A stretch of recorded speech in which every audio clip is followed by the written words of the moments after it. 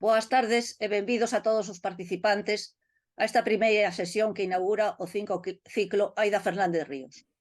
Acompáñanos como panelistas o presidente da Real Academia Galega de Ciencias, o profesor Juan Lema, e María Isabel Couselo Torres, deputada de Infraestructuras Públicas, Mobilidade e Contratación. Acompáñanos como panelistas o presidente da Real Academia Galega de Ciencias, o profesor Juan Lema, e María Isabel Couselo Torres, deputada de Infraestructuras Públicas, Mobilidade e Contratación. Este ciclo, Aida Fernández Ríos, comezou no 2020 froito dun convenio entre a Real Academia Galega e a Deputación de Pontevedra. Por iso, quero agradecer tanto ao seu presidente, Luís López, como a deputado do Reto Demográfico Mocidade, Desenvolvemento Rural e Cultura, Jorge Cubela, e a todo o seu equipo polo interese e as facilidades para levar a cabo este ciclo. Como sabedes, o obxectivo deste ciclo é achegar a ciencia e a tecnoloxía á sociedade, e con este fin impartiránse 8 conferencias sobre temáticas moi variadas desde abril a xuño, dirixidas ao gran público. Ademais do bloque de conferencias, o ciclo inclúe outro bloque de charlas dirixido ao alumnado da ESO, bacharelato e FP, con fin de estimular as súas vocacións científicas. Tanto as conferencias como as charlas no colexios contarán componentes de prestixio de universidades, centros de investigación galegas, así como de sergas. Hoxe comezamos coa temática xeral de avances en epidemioloxía e terapia, que inclúe 2 conferencias impartidas por investigadoras brillantes nos seus diferentes ámbitos, Mariluz Couce e Eva Poveda, a quen lles agradezco a súa participación. As 2 relatoras teñen en común que son directoras científicas de institutos de investigación sanitaria. Mariluz Couce, do Instituto de Investigación Sanitaria de Santiago, o IDIS, e Eva Poveda, do Instituto de Investigación Sanitaria Galicia Sur. Además, o pasado ano, as 2 investigadoras recolleron nun acto celebrado na Casa de Galicia de Madrid as insignias de ouro outorgadas por Asomega como recoñecemento ao labor dos respectivos institutos de investigación na xeración de coñecemento científico para mellorar a saúde da sociedade. Agora doulle a palabra a Juan Lema e despois a deputada María Isabel Couselo para saudar a todos os participantes. Juan, cuando quieras. Pois, boas tardes. Pois, de novo, bueno, voume repetir, dando as gracias aos participantes, dando as gracias ás ponentes, por suposto, e dando gracias á Diputación, que, dende logo, nestes 5 anos, pois foi un modelo de cooperación para nós.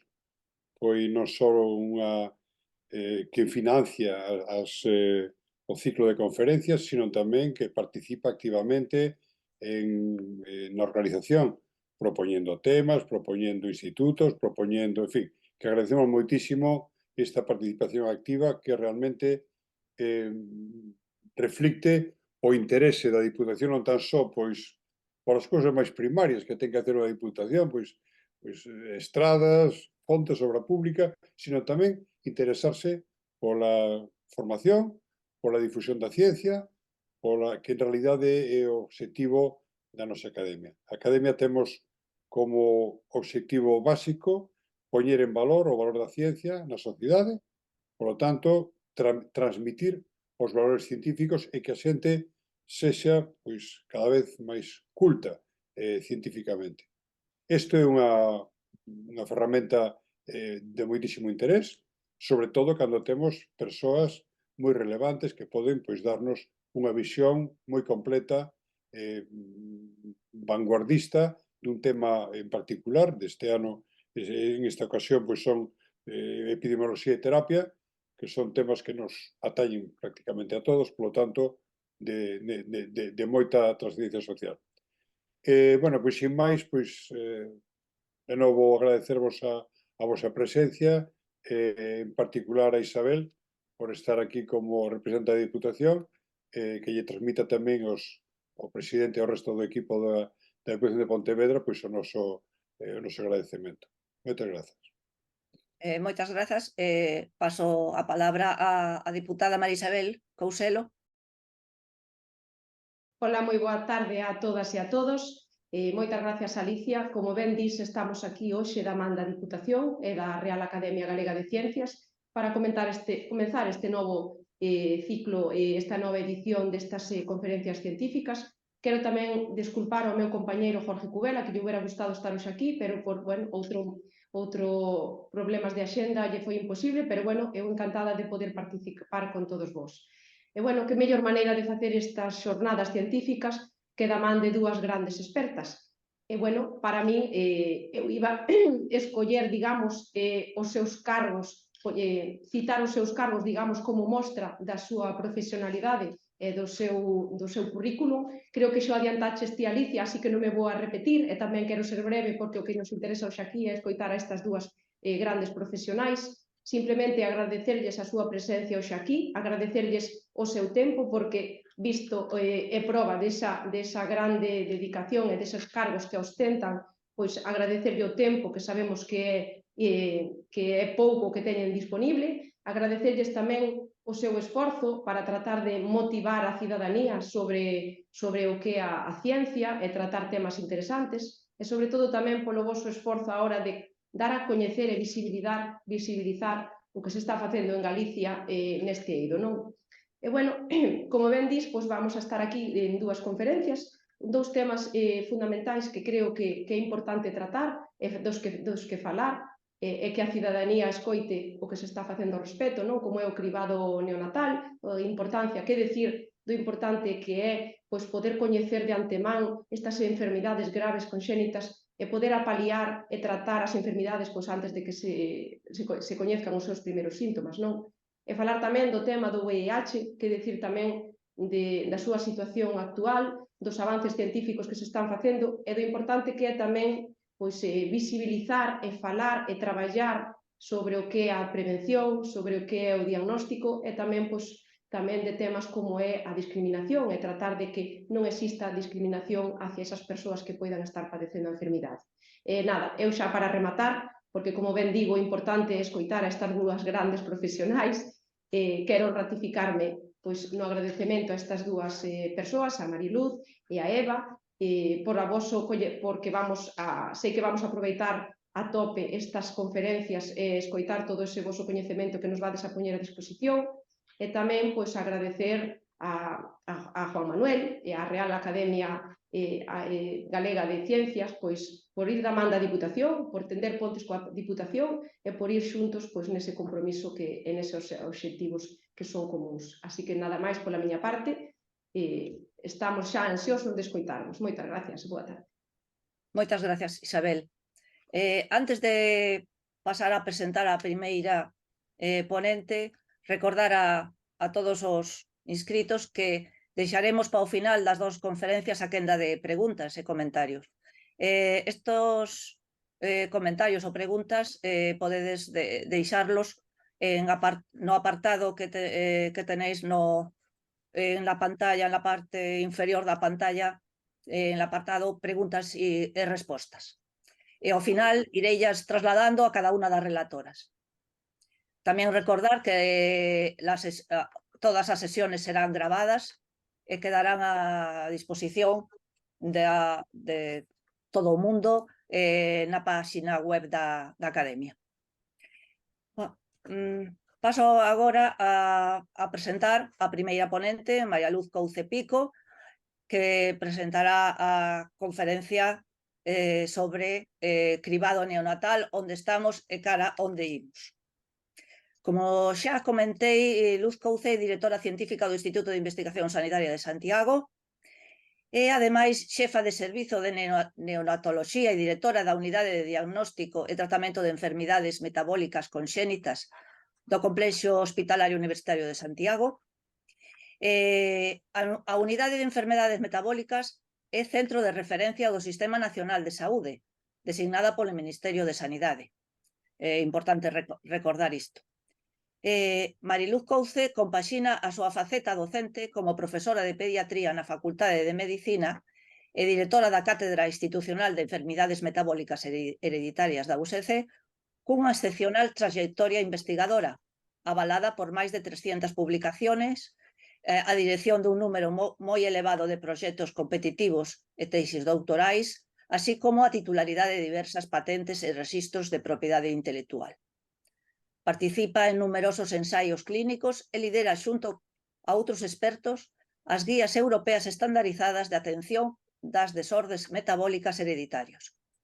No 2023, Luz Couce foi galardoada co prestixioso Premio Novoa Santos, que recoñece a súa impresionante traxectoria investigadora clínica e docente. Mariluz, cando queras. Moitas grazas, boa tarde a todos e a todas. É para mí un placer o estar aquí hoxe compartindo con vos. Perdoade.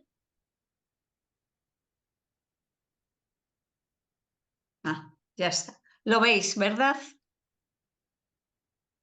Sí, perfecto, perfecto. Vale, bueno, pois moitas grazas e para mí un placer o estar aquí hoxe compartindo con vos este ciclo de conferencias de Aida Fernández Ríos y bueno, quiero agradecer por supuesto a la Real Academia Gallega de Ciencias y a la Diputación de Pontevedra el haberme invitado a participar y de una manera especial pues a Alicia Estevez, a Juan Rey Lema y a Isabel Couselo. Gracias de verdad y de lo que voy a hablar es el cribado neonatal, dónde estamos y hacia dónde vamos. Parece que escogimos ahora este tema de presentación un poco a propósito, porque precisamente esta semana en los medios de televisión no para de salir porque por fin van a aumentar el cribado neonatal en España. Pero como veréis es algo de lo que nos tenemos que sentir muy orgullosos los gallegos, de que tenemos el mejor cribado neonatal de España y solamente superado en Europa por los italianos y también por Estados Unidos, pero después ya estamos nosotros. A modo de presentación decir que no cabe duda de que el ser humano tiene una determinada dotación genética, ya nace con unos genes que le condicionan, pero luego le surgen una serie de oportunidades, de adversidades que condicionan su destino, su suerte. Y no cabe duda de que uno de ellos es el cribado neonatal, porque el poder detectar una patología a tiempo le va a suponer un cambio muy importante en su vida y en la calidad de vida que pueda tener.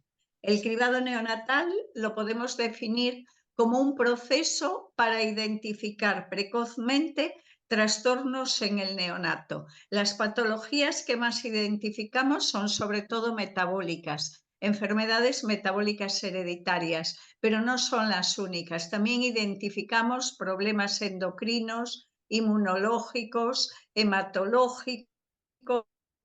Cada vez identificamos más trastornos. Los detectamos, pero luego lógicamente hay que confirmar ese diagnóstico, poderlo tratar precozmente para que así tenga un mejor pronóstico y luego seguirlo a largo plazo. Se le llama también, es conocido el cribado neonatal como la prueba del talón, porque se hace una muestra de sangre que se toma en los primeros días de vida, en el piececito del recién nacido, pero en Galicia también somos un poco diferentes porque somos de los pocos que utilizamos también la muestra de orina. La muestra de orina nos es muy importante para que nos dé menos falsos positivos y también porque todavía hay patologías que tienen un mejor biomarcador en la orina que en la sangre. El objetivo es que nosotros lo detectemos muy prontamente, en los primeros 10 a 30 días de vida. Y bueno, ¿cómo empezó todo esto? ¿Cómo es la historia del cribado neonatal? A nivel mundial empezó gracias a un estadounidense, un microbiólogo, Robert Guthrie, que desarrolló una prueba bacteriológica por la cual veía niveles elevados de fenilalanina en gotas de sangre en papel con un papel de filtro especial. Y así fue como se pudo empezar el cribado neonatal de la fenilcetonuria a nivel mundial en 1962. En España se empezó tan solo 6 años después y el primer programa de cribado se empezó en Granada de la mano de Federico Mayor Zaragoza y Madalena Ugarte, que pusieron en marcha este cribado de la fenilcetonuria. 10 años después, en el año 78, se acompañó de la detección del hipotiroidismo congénito y se desarrolló desde el Ministerio de Sanidad el programa de detección precoz neonatal de fenilcetonuria e hipotiroidismo congénito. En Galicia, lo que es el cribado en sí inicial lo comenzamos también en este año, en 1978, con la fenilcetonuria, y ya al poquito tiempo ya incluimos el hipotiroidismo. Pero el verdadero salto en el cribado surgió en la década de los 2000, con el programa de cribado neonatal ampliado mediante la técnica de espectrometría de masas en tándem. Con ellas se determinan aminoácidos, se determinan acilcarnitinas, y fue Millington en la Universidad de Duke en Estados Unidos el que la puso en marcha. Y el objetivo era que en esa misma muestra de sangre que analizábamos íbamos a analizar múltiples metabolitos, como digo yo, sobre todo acilcarnitinas y aminoácidos, y así poder detectar muchas patologías a la vez. Eso fue un cambio muy importante y muy beneficioso para el cribado neonatal. El objetivo, lógicamente, es detectarlo rápidamente antes de que el neonato empiece sintomatología clínica, porque ello va a significar que va a tener un pronóstico mucho mejor. Eso no siempre es posible, el hacerlo antes de que empiece la sintomatología clínica, pero por lo menos que tenga los menores síntomas posibles para que así lo podamos, tengamos un pronóstico mucho mejor porque podamos actuar a tiempo.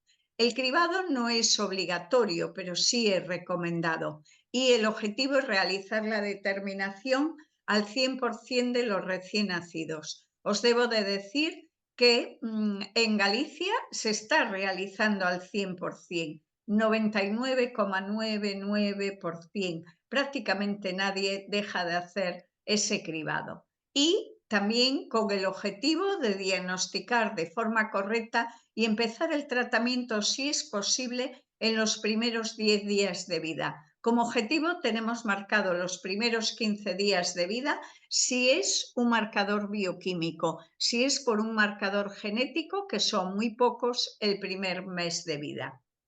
Fijaros, Westmiller en 2017 decía: la muestra de sangre debe ser obtenida a las 24-48 horas de vida y los resultados del cribado disponibles en 24 horas. Bien, esto no puede ser posible salvo que estuviera todo muy rápido y se trabajara pues sin descanso mañana, tarde y noche. Pero aquí en Galicia lo que hacemos es tomar la muestra de cribado, en Galicia y en España, a las 24 a 72 horas de vida, y tenemos todo muy estandarizado para que los resultados los tengamos lo antes posible.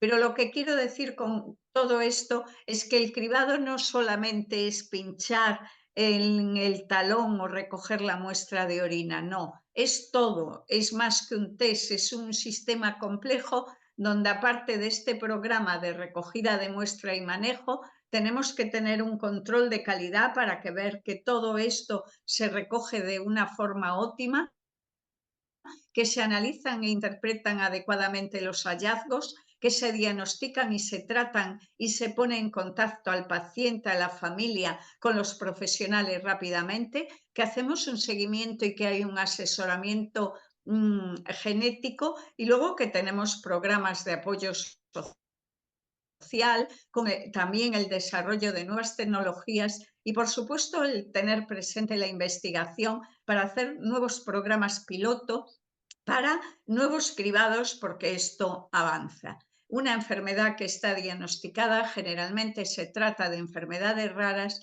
y deben de ir a centros de referencia que estén especializados, que tengan más conocimiento en estas patologías, para que así se puedan tratar de una forma más óptima. Este es el programa galego para detección de enfermedades endocrinas y metabólicas no período neonatal, ¿no? Es el que tenemos para utilizar, para explicar a las familias, como veis, la muestra de sangre en el talón, y deciros que en ese cribado ampliado que comenzó Millington en Estados Unidos en el año 2000, nosotros en Galicia sí hemos sido pioneros de España y de los primeros de Europa en ponerlo en marcha, porque también en julio del 2000 ya iniciamos ese cribado ampliado. ¿Y qué pasa? Que fijaros, aún 13 años después y publicado en el BOE del 31 de octubre de 2014, el Ministerio de Sanidad incluyó en su cartera básica común de servicios del Sistema Nacional de Salud 7 enfermedades en España para ser cribadas. No voy a decir los nombres porque esto puede resultar tedioso para los que no se dedican tan específicamente a este tema. Como digo, son enfermedades, en todas ellas tenemos un marcador muy bueno y tienen un tratamiento que van a mejorar mucho su pronóstico. Y ahora, esta misma semana, el martes lo decía el presidente del gobierno en una rueda de prensa, que se iba a ampliar ahora para 4 entidades más, concretamente estas 4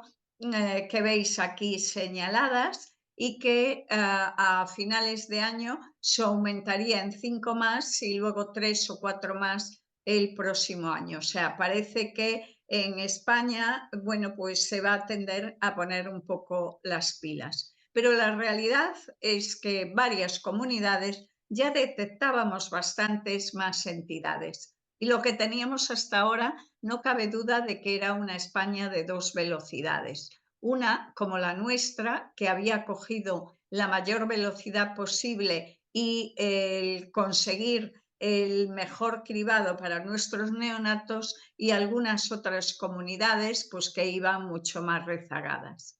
Y aquí veis la muestra de cómo estamos por comunidades a nivel de España con las principales entidades cribadas. Si os fijáis, Galicia está aquí y es la única que tiene todo cubierto. A mayores, la galactosemia, que solamente se detecta en Galicia. O sea que tenemos que estar orgullosos, muy orgullosos de nuestro programa de cribado neonatal. Yo os puedo decir que ahora ya menos porque ya se detecta más, pero hace años recibía bastantes muestras pues, de familiares, de compañeros que decían, por favor, ¿nos la podéis analizar en Galicia? La enviaban en su comunidad, pero a mayores querían enviarnos la muestra para poder analizar de sus hijos, sobrinos, nietos también en Galicia.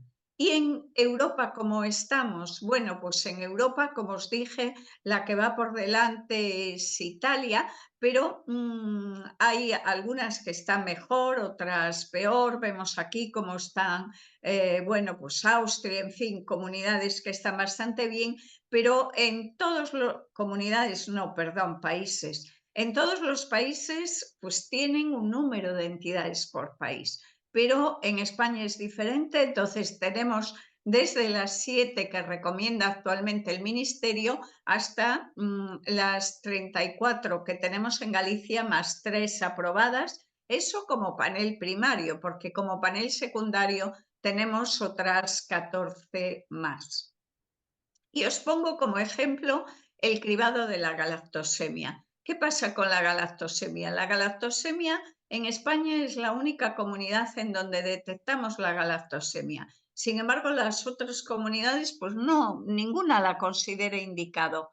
¿Qué argumentan para la no inclusión? Que puede haber un coste relativamente alto por lo poco prevalente que es. Yo creo que hoy en día ese coste, salvo que se disparara, siempre compensa porque luego va a ser el gasto sanitario mucho mayor cuando tengamos que tratar más tarde.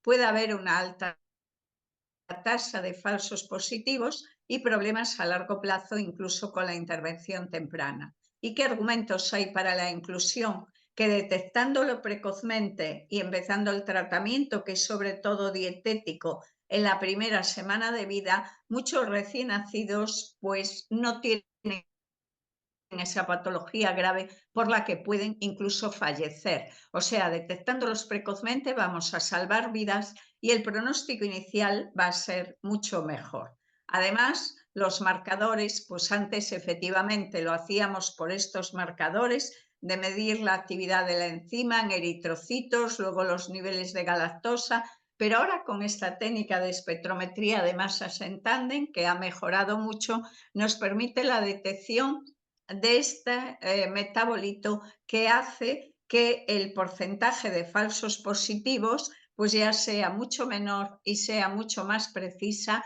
y más económica la muestra de cribado. ¿Qué pasa? Que a largo plazo vemos que efectivamente con la galactosemia clásica puede haber complicaciones como osteoporosis, retraso en el desarrollo mental, también motor, un hipogonadismo hipergonadotrópico, sobre todo en las mujeres, y retraso de crecimiento. Pero estas complicaciones, bueno, pues son mucho menores si se detecta a corto plazo. Y entonces, ¿por qué aconsejamos nosotros la detección precoz de la galactosemia? Porque el cribado le va a salvar vida. En el periodo neonatal pueden hacer enfermedad hepática, anemia, sepsis por coli, que vamos a evitar. Y luego el tratamiento precoz va a prevenir un poquito más esa morbilidad que pueden desarrollar, evitando así la aparición de secuelas irreversibles. Esto es como está el cribado neonatal en Europa para la galactosemia. Si os fijáis, la mayoría de los países de la parte oeste y centrales pues aconsejan el cribado de galactosemia. Sin embargo, en España, bueno, pues solamente es Galicia. Quiero deciros de que a veces no todos opinamos lo mismo, de que hay una diferencia de criterios y lo importante es que entre todos los vayamos superando y que cada vez existan menos diferencias. Como ejemplo característico de enfermedades que son cribadas en el periodo neonatal está en la fenilcetonuria. La fenilcetonuria, bueno, pues estos niños al nacimiento pueden pasar desapercibidos e incluso en forma moderada, bueno, pues pueden tener digamos, un aspecto físico muy agradable. Porque sintetizan menos melanina, entonces tienden a tener la piel más clara, más rubio, los ojos claros, que no siempre tiene por qué ser así, pero sí que puede haber, y bueno, en España donde predomina que seamos morenos y tal, pues incluso lo podemos ver más atractivo. Pero no cabe duda de que si no le tratamos precozmente, estos niños hacen retraso mental, hacen microcefalia, tienen un olor característico, nauseabundo, y las madres, la fenilalanina es teratógena. Si durante el embarazo no siguen una dieta estricta desde el inicio del embarazo, pueden hacer lo que llamamos una embriofetopatía por fenilcetonuria, que es muy similar a la que se desarrolla con el alcohol. Las características clínicas fenotípicas, bueno, pues van a ser muy similares. Pero fijaros, siguiendo un tratamiento adecuado desde el principio, os puedo decir que muchos de ellos hoy en día estudian carreras universitarias. Tienen que seguir una dieta y un tratamiento estricto desde el inicio, pero se acostumbran a ello, cada vez hay más disponibilidades y esto es posible. Y la verdad es que es un orgullo ver cómo estos chicos ahora, bueno, pues hacen sus vidas, estudian carreras universitarias y qué diferencia hay. Otro ejemplo característico es la aciduria glutárica tipo 1.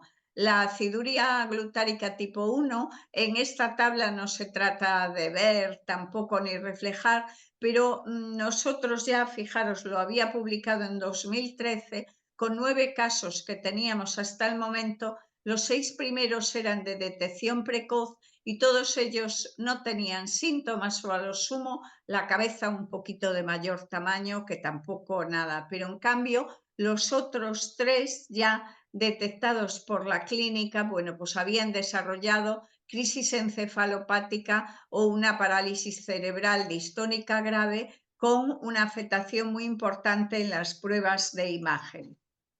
Fijaros, este es un niño que es diagnosticado mientras es pequeñito, pero ya por la clínica, por esas crisis encefalopáticas que está haciendo. Y luego, como mayor ejemplo, pues vemos este adulto que no se ve muy bien, pero veis esta distonía tan marcada que tiene en su silla de ruedas, con esa parálisis cerebral tan importante y además que es totalmente prevenible. Pero bueno, deciros que el cribado no va a significar la perfección total, pero sí que vamos aprendiendo y no cabe duda de que mejora muchísimo el pronóstico. De que no significa la perfección total, os lo pongo también con un ejemplo. Una niña que está diagnosticada de un problema de la beta-oxidación de los ácidos grasos de cadena larga, 12 años y 11 meses, simplemente tuvo una pequeña descompensación metabólica a los 9 años y fue, bueno, tratada adecuadamente. A los 11 años, en una revisión oftalmológica, se ve que tiene una disminución significativa de la agudeza visual con respecto al control previo y que tiene un empeoramiento de la visión nocturna. Se observa que tiene una disminución progresiva de la agudeza visual y que al año y medio su fondo de ojo en el ojo derecho tiene depósito subretiniano y atrofia de capas externas y en el ojo izquierdo ya una atrofia retiniana. Y esto es frente a otra chiquilla de 15 años, también con el mismo diagnóstico, que tuvo ocasionales descompensaciones y sin embargo la agudeza visual es normal. O sea, con el tiempo vamos comprendiendo mejor la historia natural de estas enfermedades, pero no es que todo lo tengamos resuelto, pero sí que vamos mejorando muchísimo y a pasos agigantados. Por todo ello, con todo esto, ¿qué ha supuesto el cribado neonatal ampliado? En Galicia ya llevamos desde julio del 2000, como os dije, hemos sido los primeros de España y de los primeros de Europa, y con ya 2 décadas de experiencia a nivel mundial, pues sabemos que hay más incidencia de las enfermedades cribadas de lo que pensábamos, porque muchas de ellas no se llegaban a diagnosticar nunca y algunos de ellos pues fallecían sin saberse exactamente la causa. También que hay cambios en la historia natural, hay formas más asintomáticas, otras formas más moderadas, otros que nos van desarrollando algún síntoma que aún no controlamos a largo plazo, pero vamos conociendo mejor la historia natural de todos estos procesos. Cada vez tenemos mejores marcadores para poderlos detectar, pero sobre todo lo que supuso es una reducción significativa de la morbimortalidad. Debemos de decir que con más de 50 años de recorrido, los programas de cribado neonatal constituyen uno de los avances más significativos que se han producido en salud pública. Se benefician casi 400.000 niños por año en España. Ahora ha disminuido la natalidad y bueno, son 300 y pico mil. La práctica asegura la cobertura de prácticamente el 100% de los recién nacidos, pese a que no es obligatorio en nuestro país, pero estamos todos muy mentalizados de que es algo muy positivo para ello. Y no cabe duda que ha supuesto uno de los grandes logros asistenciales en la pediatría en general. ¿Y cómo está la situación que ya os fui comentando un poco del cribado neonatal endocrino metabólico en Galicia, de esa prueba del talón? Bueno, recogemos la muestra, al igual que el resto de España. A las 24 a 72 horas de vida hacemos la muestra de sangre y bueno, donde estas son las técnicas, que es lo de menos que empleamos, y también utilizamos la orina. La orina nos vale sobre todo como prueba de segundo nivel y también para algunos biomarcadores. Hasta diciembre del 2022 hemos hecho el cribado desde que comenzamos con el cribado ampliado el 1 de julio del 2000, pues hemos cribado a 450.000 recién nacidos. Y estos son nuestros resultados publicados, pongo por eso hasta diciembre del 2022, porque fueron los datos que tenemos más significativos de las entidades cribadas. 1 por cada 739 recién nacidos vivos van a tener una patología. Y es que de forma independiente la mayoría son enfermedades raras, pero en conjunto sí que son mucho más prevalentes. Y, lógicamente, lo más importante es que ha disminuido muchísimo la mortalidad. Está actualmente en 1,5% de los recién nacidos que tenemos con las patologías cribadas, con lo cual esto es, lógicamente, muy inferior, evolutivamente además muy inferior a si fueran diagnosticados por síntomas clínicos, y además la mayoría de ellos tienen un desarrollo neurológico y de sus resto de órganos viscerales muy buenos.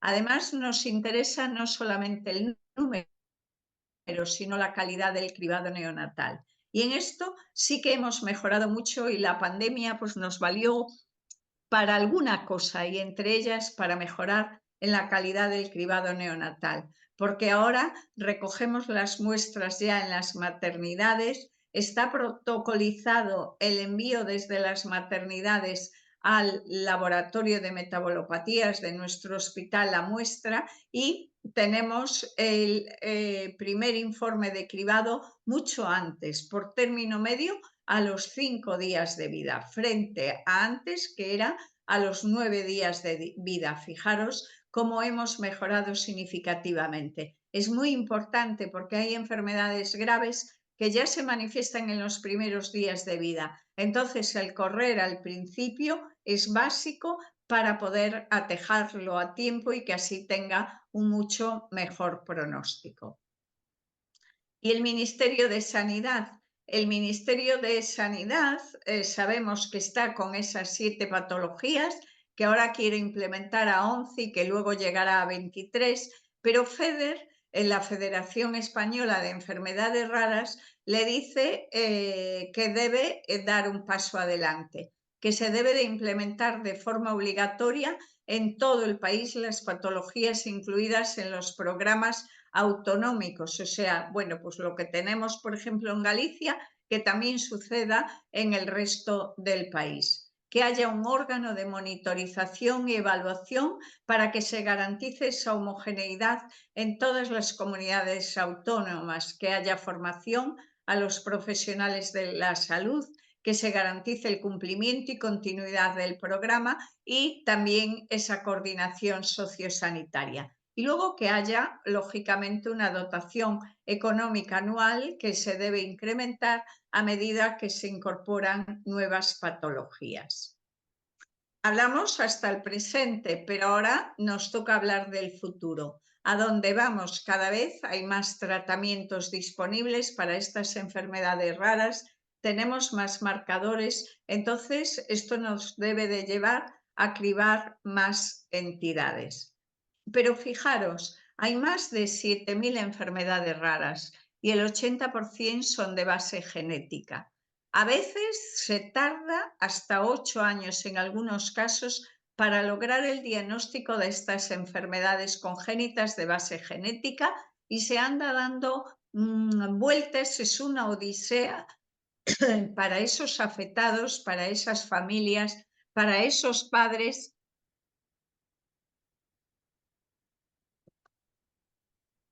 El poderlas diagnosticar, y van, bueno, pues de médico en médico. La arquitectura genética de esas enfermedades cada vez es más conocida.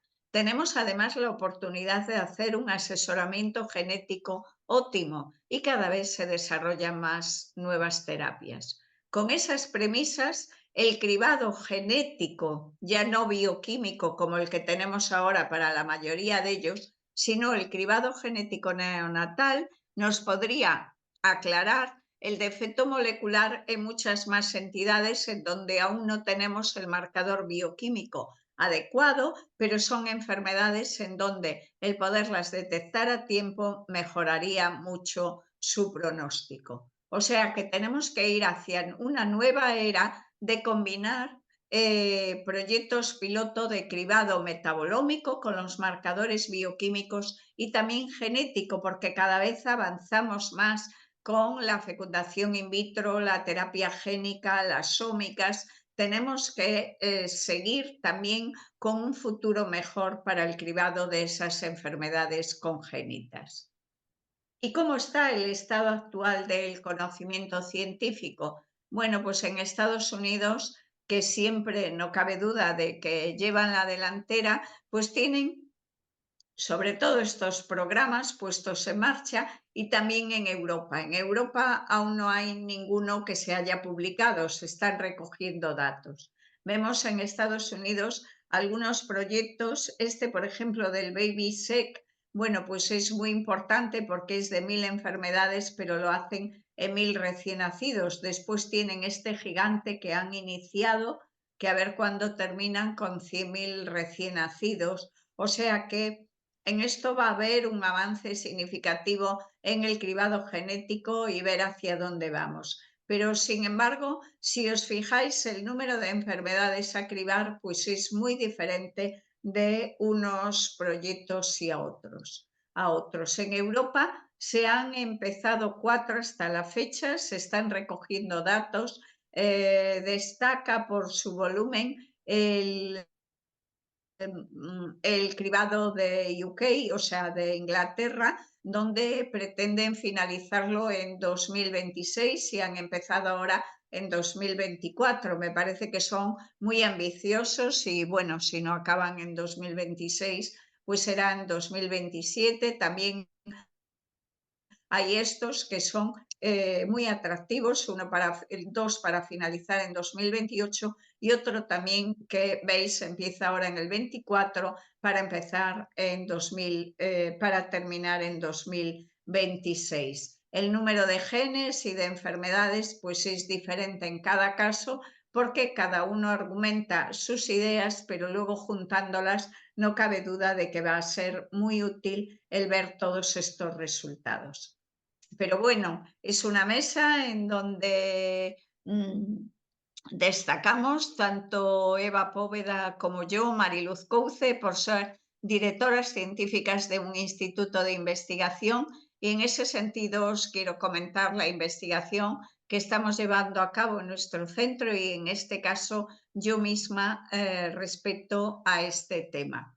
Empezamos con proyectos de cribado genómico neonatal con un FIS en 2017, lo ampliamos esa genómica también con transcriptómica en unidades de cuidados intensivos en 2020.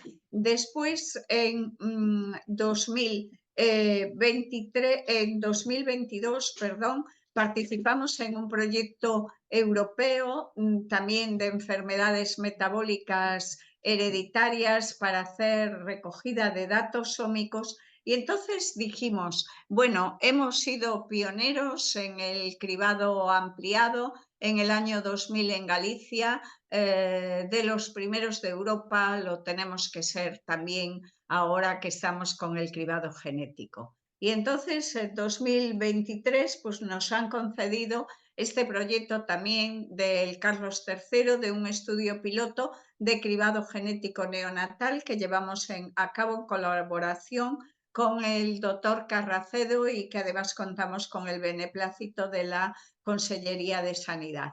Se trata de que en cuanto nace el niño, bueno, pues se le explica a la familia el proceso, reciben toda la información detallada, si aceptan participar esos padres firman el consentimiento informado y tomamos una muestra. En esa misma muestra que ya se toma de sangre del talón, sin necesidad de nada más, vamos a analizarle todas esas enfermedades genéticas. Contactamos para los padres si el resultado fuera anormal. Lo que hacemos es secuenciación por exoma, viendo esos resultados, y nosotros empleamos 800 genes, lo vemos aquí, para 300 y pico de enfermedades. Esto es para sumar al cribado bioquímico que ya tenemos de 34 entidades. Vamos a informar las variantes patogénicas y probablemente patogénicas y las graves deleciones y duplicaciones. No vamos a informar las que son de significado incierto. Nos sumamos con ello al cribado neonatal convencional y esperamos que el tiempo máximo de respuesta que sea un mes. Lógicamente, todo esto va acompañado de escala de ansiedad que le hacemos a los padres pre y después del resultado de las pruebas, de encuestas para ver su conocimiento básico de genética y de herencia y una serie de variables clínicas para tener todo esto muy estandarizado, ver también datos de coste-efectividad y su posible implementación en un sistema nacional de salud. La verdad es que estamos, muy esperanzados con este cribado genético, que os puedo decir que arrancamos el 1 de mayo porque tenemos ya el consentimiento informado, pero nos faltan unos pequeños papeles y arrancamos con esto el 1 de mayo. Y ya, para ir finalizando, ¿qué esperamos con todo esto? Bueno, pues esperamos un impacto clínico translacional porque vamos a ver más enfermedades detectadas precozmente. Como digo, 300 enfermedades que son accionables y que se manifiestan sobre todo en la edad pediátrica, que con ello va a permitir, pensamos, un mejor pronóstico, porque va a permitir hacer intervención y tratamiento mucho más precozmente. También un impacto a las familias en el asesoramiento genético.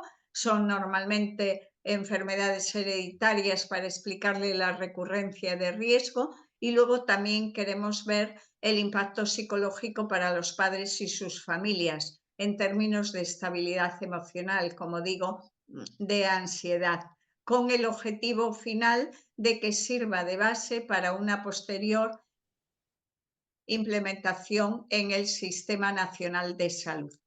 O sea que esto nos va a permitir, como digo, ampliar el espectro de enfermedades, hacer un diagnóstico rápido y ya definitivo de las patologías detectadas, que haya menos falsos positivos, menos falsos negativos y un asesoramiento genético adecuado. Este piloto, nosotros pensamos que la respuesta que va a dar va a ser muy positiva y muy favorable, porque además vamos a incluir también un pequeño apartado de predecir las respuestas a determinados tratamientos pediátricos que pueden responder, por ejemplo, pues con la hipertermia maligna, todo esto que esté también controlado en este proyecto piloto. Y nada más, finalizo dando las gracias por permitirme participar en estas conferencias. De verdad que para mí pues ha sido un honor el poder dar esta conferencia, que además, como digo, es de mucha actualidad, y no puedo por menos que resaltar de nuevo el buen cribado neonatal gallego que tenemos, que se benefician todos los niños gallegos, pero no nos debemos de conformar con esto. Tenemos que seguir un paso adelante. La investigación es la forma, porque es la investigación lo que contribuye a mejorar la salud de la población, y este es el camino, y por eso también en esto Galicia tenía que ser pionera, y esperemos que ahora este proyecto piloto que que empezamos a poner en marcha y que os quería comentar, pues dé también sus frutos. Gracias.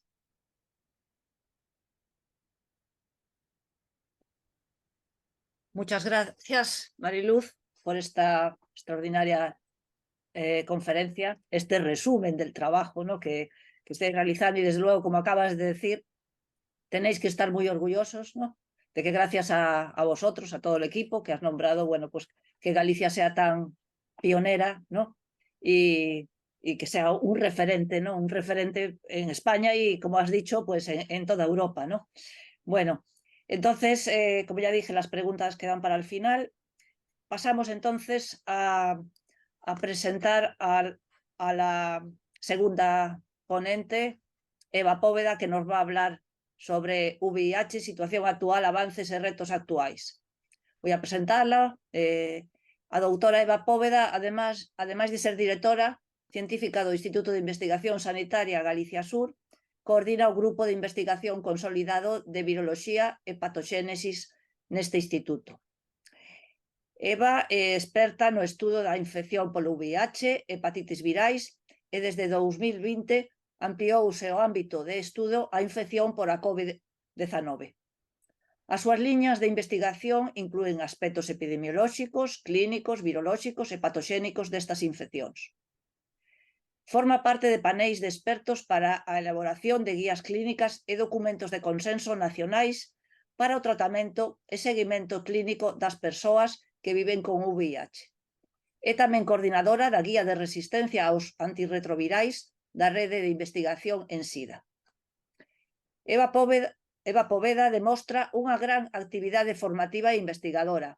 É autora de preto de 300 artigos publicados en revistas de prestixio e lidera proxectos nacionais, internacionais e redes de investigación, entre as que se atopa a Rede de Investigación en SIDA.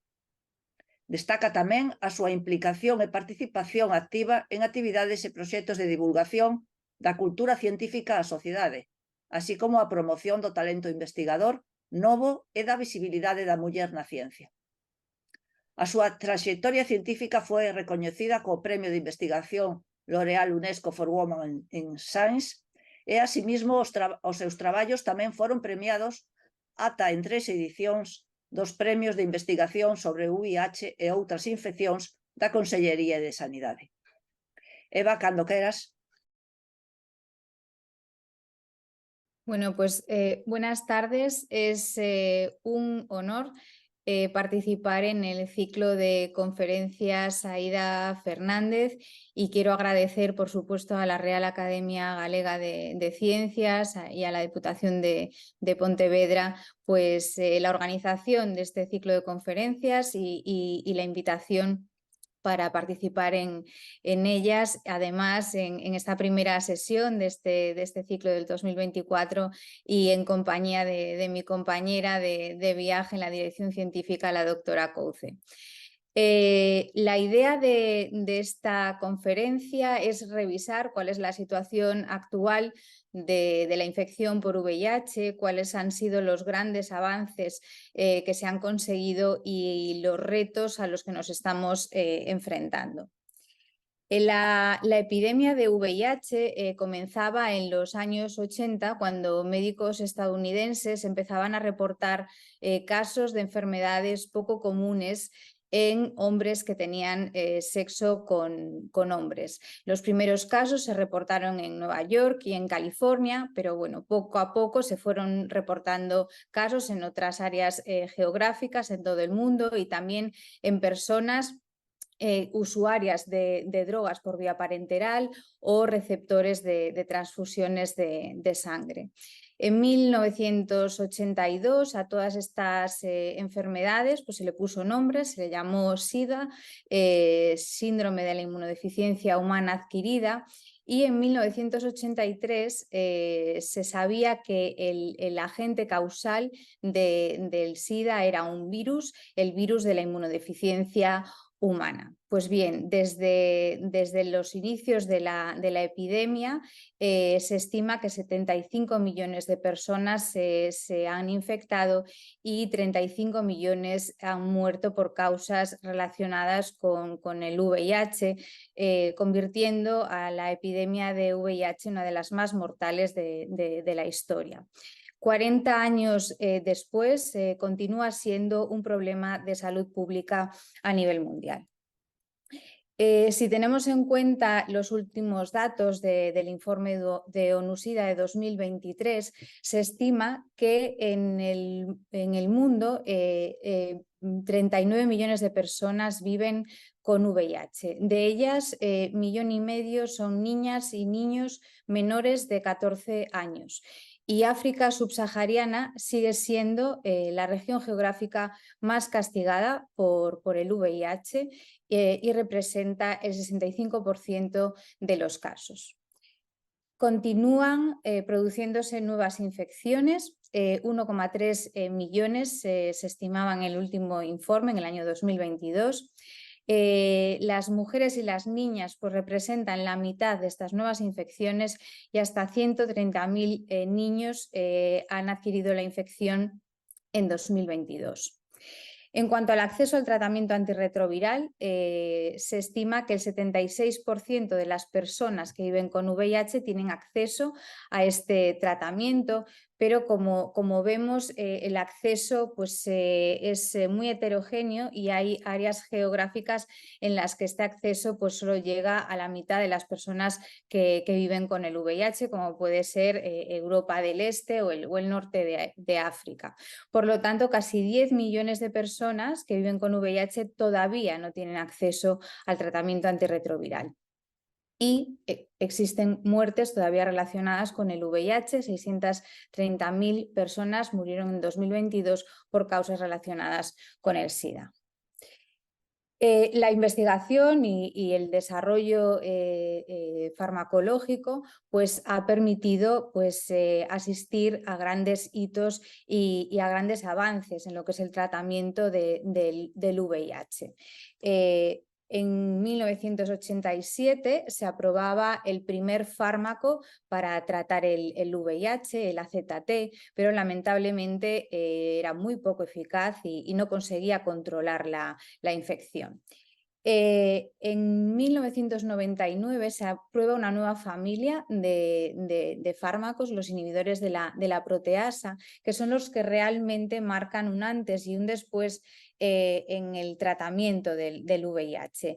Estos fármacos combinados con otros fármacos que inhiben la enzima que transcribe el genoma viral, conseguían controlar la infección de forma prolongada y esto tuvo un impacto significativo en la reducción de la mortalidad.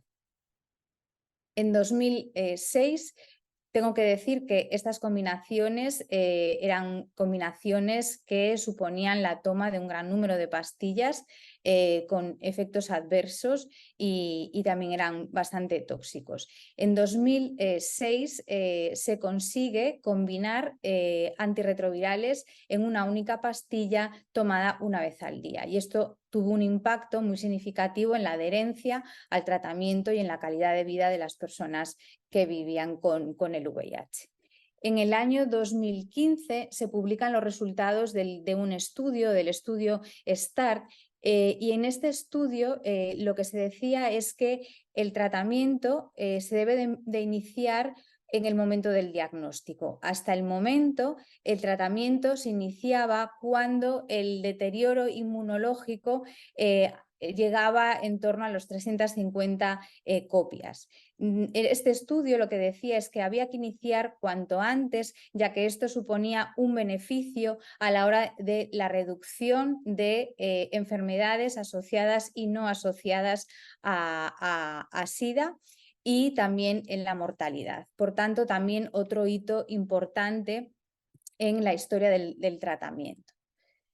En 2019 Hay otro hito que es la terapia dual. Hasta entonces el gol estándar del tratamiento antirretroviral era la combinación de 3 fármacos. Con eso nos asegurábamos un control de la replicación de forma prolongada, y en el año 2019 se inician el uso de terapia dual para reducir de alguna forma la toxicidad y algunos efectos adversos relacionados con algunos tratamientos, y demostraron tener la misma eficacia.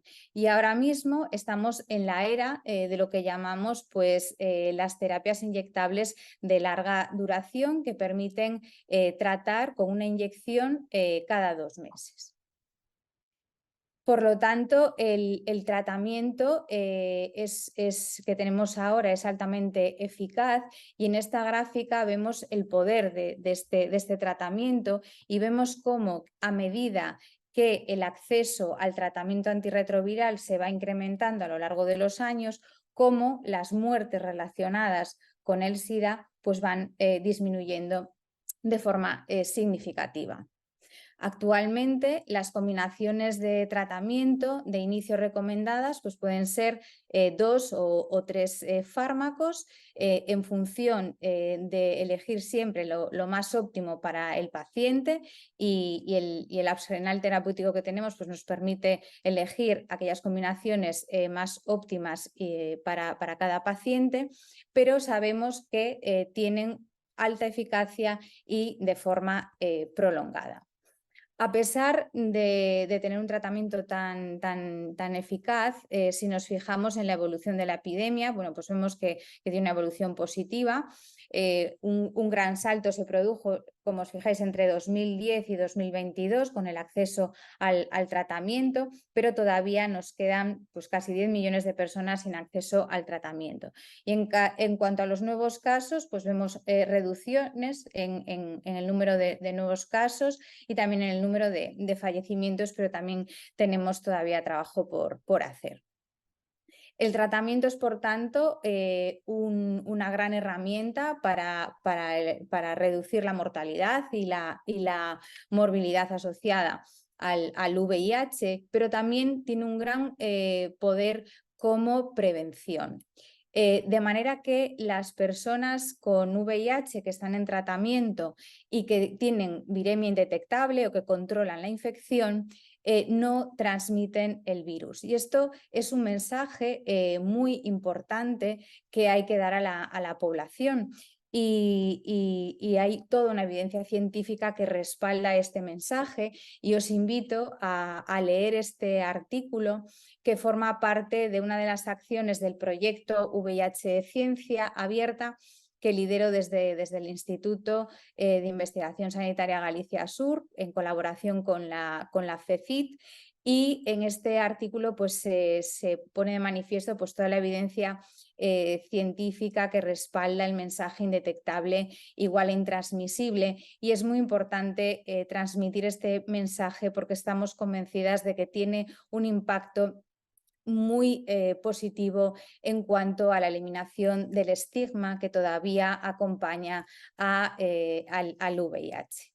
Estos son datos de SEISIDA que se presentaron en el último Congreso Nacional de GESIDA que se celebró este año en 2023 en A Coruña, y los últimos datos decían que solo el 13,4% de las personas con VIH lo hablan abiertamente, y que al 66% les preocupa ser rechazado por su pareja sexual, e incluso en el contexto de un control virológico, de tener viremia indetectable, al 67% de las personas le preocupa transmitirlo. Y si queréis saber más sobre estigma y el impacto que puede tener en las personas que viven con VIH, y también en personas que desconocen su estado serológico, os invito a escuchar estas entrevistas realizadas a Iván Zaro y a María José Fuster, en la que nos hablan de su experiencia como profesionales en este ámbito. ONU-SIDA plantea unos objetivos para 2030, que son que el 95% de las personas que viven con VIH conozcan su estado serológico, que el 95% estén en tratamiento antirretroviral y que el 95% estén con viremia suprimida. Bien, estos son los objetivos. ¿Y cuál es la realidad a nivel global? Bueno, pues esta es la realidad, ¿no? En estos momentos estamos lejos de alcanzar estos objetivos a nivel global, de manera que el 78% de las personas conocerían su estado serológico, un 65% de forma global tendrían el acceso al tratamiento antirretroviral y de ellas un 62% tendrían un control virológico. ¿Cuál es la situación en España? Bueno, pues bastante buena. Aquí estamos a punto de alcanzar los objetivos de ONU-SIDA de forma completa. El 92,5% de las personas que con VIH conocen su estado.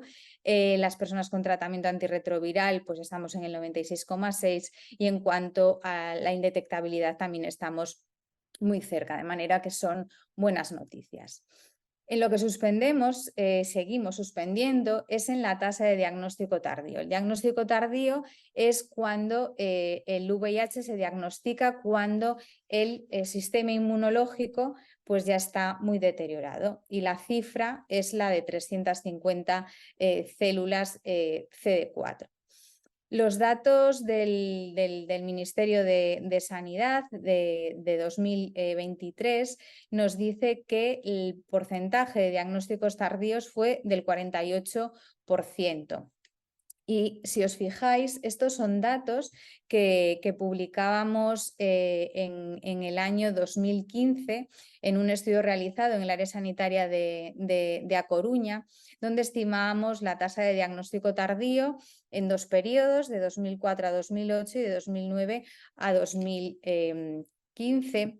Y lo que vemos, y lo que vemos es que la tasa de diagnóstico tardío, si os fijáis, es bastante similar a la que podemos tener ahora, y incluso en el periodo anterior, de 2004 a 2008, pues era bastante similar. De manera que si nos fijamos, el diagnóstico tardío en 2023 es del 48,6% y en Europa pues, los datos son bastante similares, y esta es una constante en el tiempo. Relacionado con el diagnóstico tardío, pues hay diferentes factores, y uno de los que impacta en gran medida es precisamente el estigma asociado al VIH. Pero si nos vamos a países con rentas bajas, como es el caso de Sierra Leona, pues fijaros, este es un estudio que hicimos en un hospital de referencia en Freetown, y lo que vimos es que en los nuevos diagnósticos la tasa de diagnóstico tardío se sitúa en un 75%, por tanto la situación es realmente dramática. ¿Y por qué es importante el reducir la tasa de diagnóstico tardío? Bueno, pues porque está estrechamente relacionado con la esperanza de vida, de manera que las personas con VIH que inician el tratamiento con cifras de linfocitos CD4 muy bajas, pues la esperanza de vida va a ser relativamente inferior a la de la población general, mientras que si iniciamos el tratamiento con un sistema inmunológico preservado, pues la esperanza de vida se aproxima mucho a la de la población general. Por tanto, uno de los grandes retos es intentar disminuir esa tasa de diagnóstico tardío. Y para saber más de diagnóstico en general y de diagnóstico tardío, también os recomiendo pues esta entrevista, que también dentro de este proyecto de VIH ciencia abierta, pues le realicé a Imaja Ring del Centro Nacional de Epidemiología del Instituto de Salud Carlos III, y ahí nos explica pues muchos detalles sobre el diagnóstico del VIH. En esta acción va a haber 4 entrevistas, las 2 primeras ya están publicadas, esta es la de diagnóstico, la siguiente que ya está disponible es una Carlos Iniesta de Seisida sobre prevención, habrá una sobre tratamiento y habrá otra sobre vacunas. Bien, las resistencias a los tratamientos del VIH en nuestro contexto hoy no supone un problema. Lo fue durante algunos años cuando el arsenal terapéutico pues, era más reducido, de manera que había que hacer estudios de resistencia antes de iniciar el tratamiento antirretroviral para poder diseñar ese tratamiento más óptimo.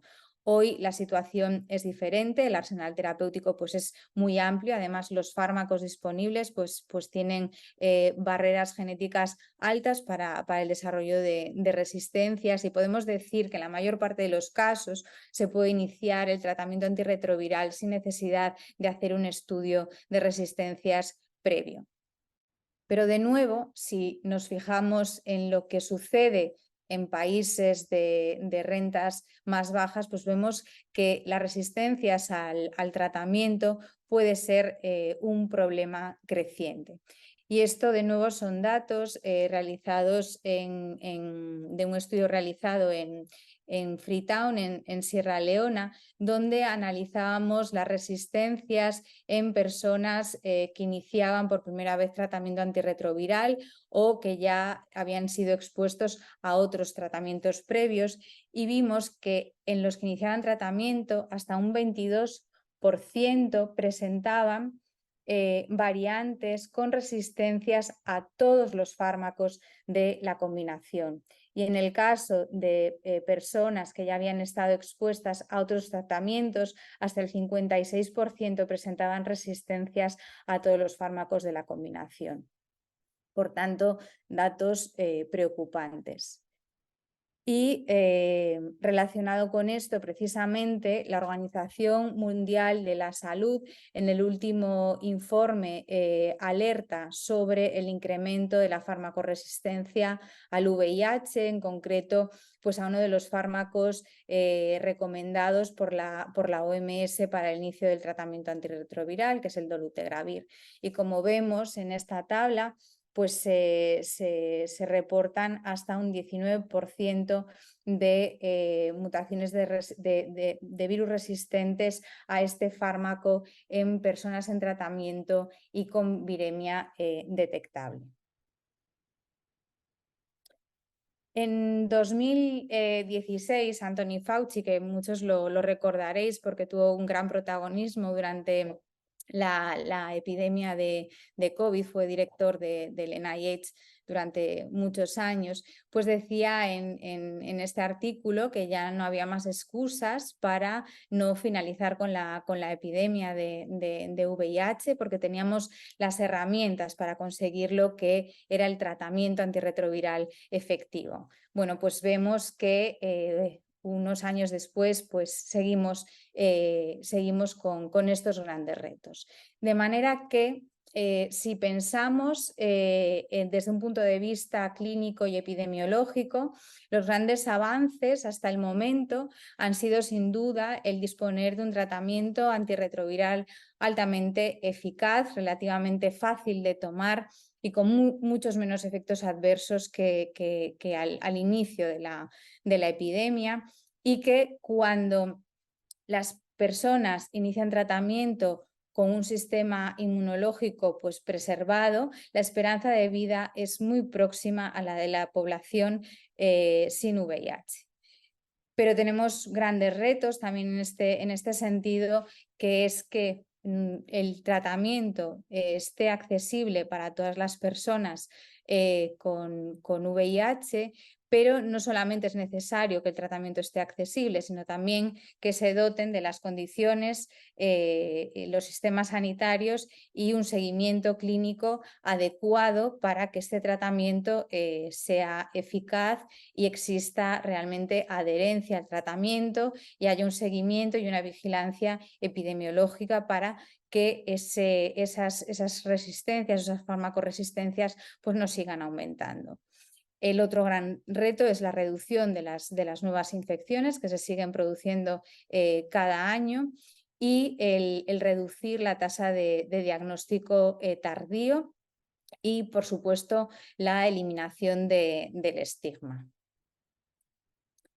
Pues bien, hasta aquí, bueno, sabemos que podemos diagnosticar, prevenir y tratar la infección por VIH. Tenemos un tratamiento que es altamente potente y hoy es la mejor herramienta que tenemos en ausencia de una vacuna y de una cura, que son los grandes desafíos científicos en este ámbito. Como sabéis, el VIH se puede controlar, lo podemos controlar, pero no lo podemos curar, ya que se integra en el genoma celular y permanece en estado latente. Hay muchos estudios y líneas de investigación relacionadas con el desarrollo de estrategias para eliminar ese reservorio y conseguir la curación del VIH, pero eso está todavía en estos momentos lejos, al igual que el desarrollo de una vacuna preventiva. De manera que nos quedamos con la herramienta del tratamiento, pero el tratamiento tampoco es la solución para todo. Las personas que viven con VIH y que están en tratamiento, bueno, pues se ha visto que tienen una inflamación persistente y eso está asociado con el desarrollo de comorbilidades como pues, más eventos cardiovasculares o más cáncer, o también con un envejecimiento prematuro. Y en esta línea se están centrando también gran parte de los estudios actuales.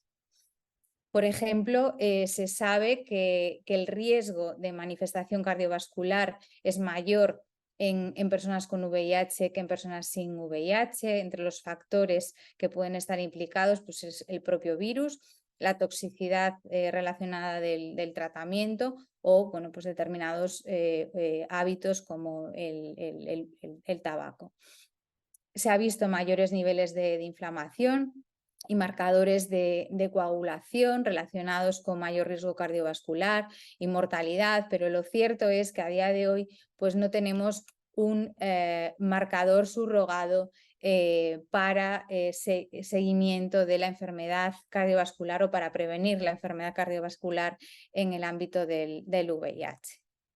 Como decía, el éxito del tratamiento antirretroviral pues ha conseguido que la proporción de personas que viven con VIH con más de 50 años pues haya incrementado, fijaros, desde un 8% en el año 2003 hasta un 32% en 2021, lo cual son muy buenas noticias. Y hay estimaciones que piensan que para 2020 pues la población con más de 50 años pues puede ser del 73%.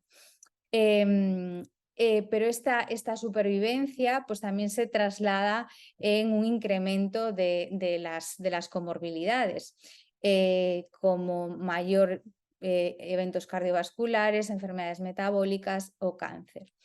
De manera que es algo que tenemos que abordar y en este sentido muchos grupos están trabajando e intentando entender cómo es este envejecimiento precoz en las personas con VIH. Sabemos que el envejecimiento en general es uno de los grandes temas de investigación, a todos nos preocupa mucho, pero en el caso de la infección por VIH también, y se está intentando pues, abordar desde diferentes perspectivas.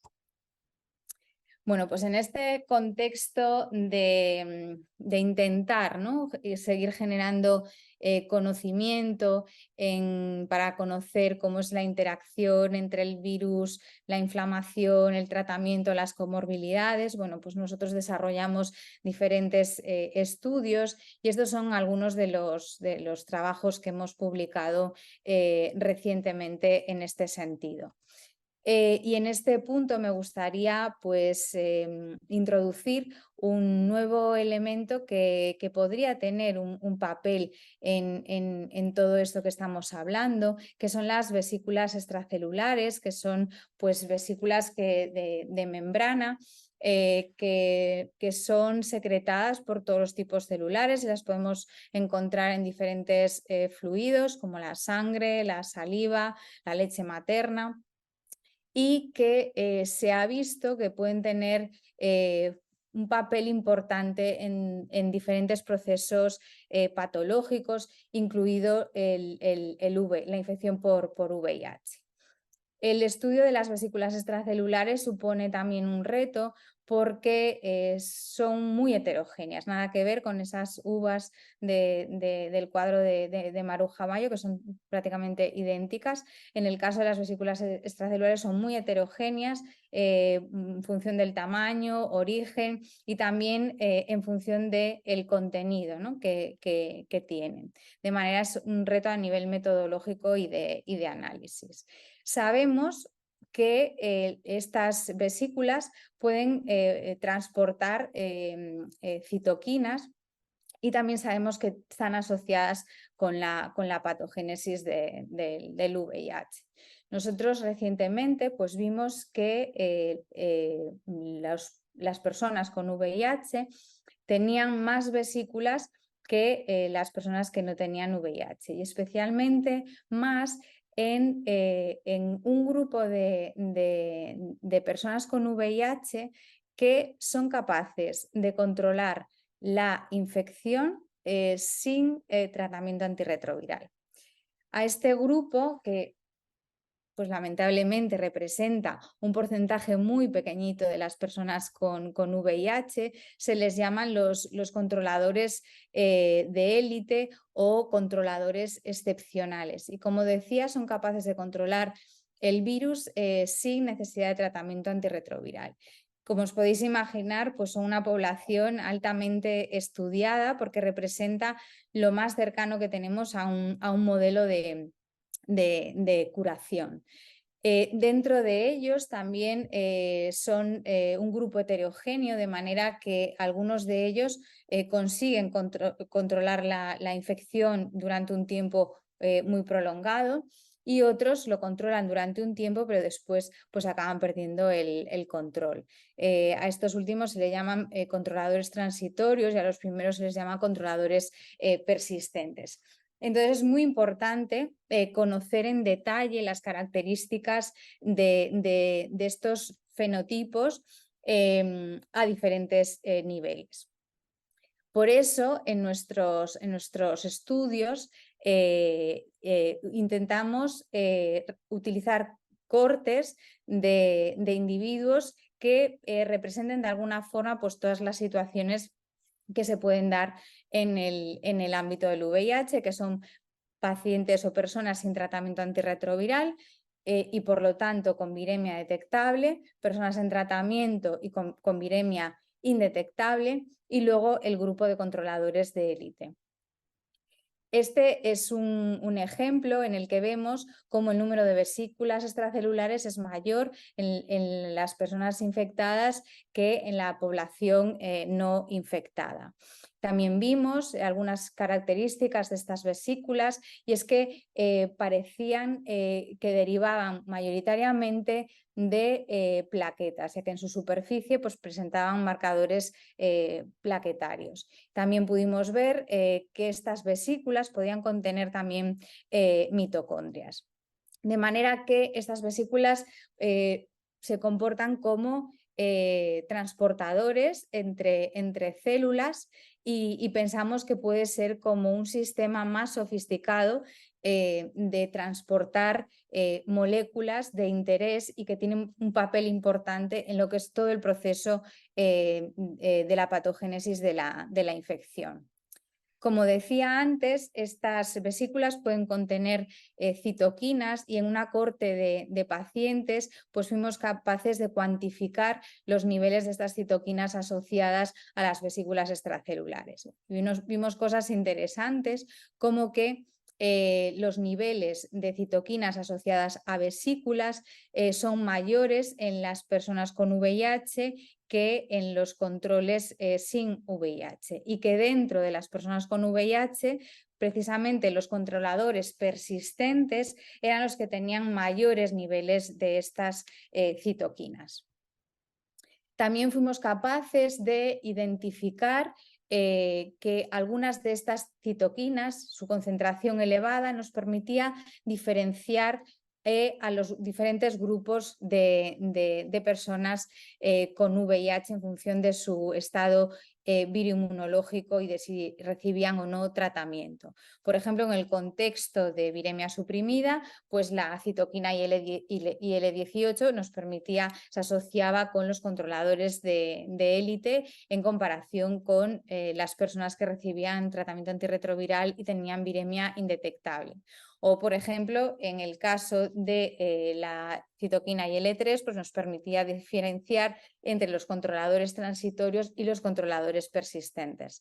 Y esto es importante porque hay un debate sobre si los controladores de élite, algunas de las guías dicen que se deben de tratar y algunas guías como la nuestra, la española, dice que bueno, que hay que valorar en función del beneficio que podría tener en estas personas el inicio del tratamiento o no. En definitiva, estas citoquinas pues, tienen implicaciones y diferentes funciones biológicas relacionadas con el control y el enfrentamiento a diferentes patógenos.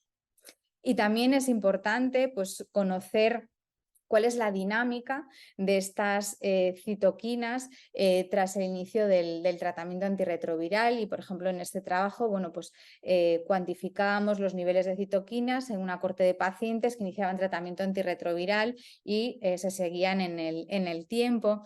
Y vimos que los niveles de estas citoquinas también podrían estar pues, influenciados por factores como la edad, como decíamos antes, la edad, o un deterioro inmunológico, de manera que vimos niveles más elevados de citoquinas en personas con más de 50 años o con los CD4 por debajo de 350 células.